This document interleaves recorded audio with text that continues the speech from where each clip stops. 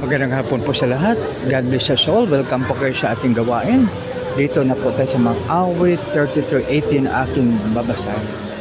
Ang magmamahal kay Yahweh at nagtitiwala sa kanyang pag-ibig ay kinakalinga. Purihin nawa ang Diyos sa pagbasa ng kanyang salita.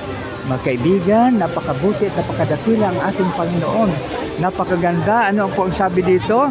Ang pagmamahal kay Yahweh at nagtitiwala sa kanyang pag-ibig ay kakalingahin. So kaya bago tayo kalingahin ng ating Panginoon, kailangan din natin na number one siya sa atin. So wherever we are, we should remember that God is watching us from a distance. No, alalahanin natin siya. Hindi pwede na hindi natin siya alalahanin dahil anuman ang gagawin natin sa tago, ito ay mahahayag dahil walang nahayag sa ating Panginoon. Dahil God is watching us from a distance.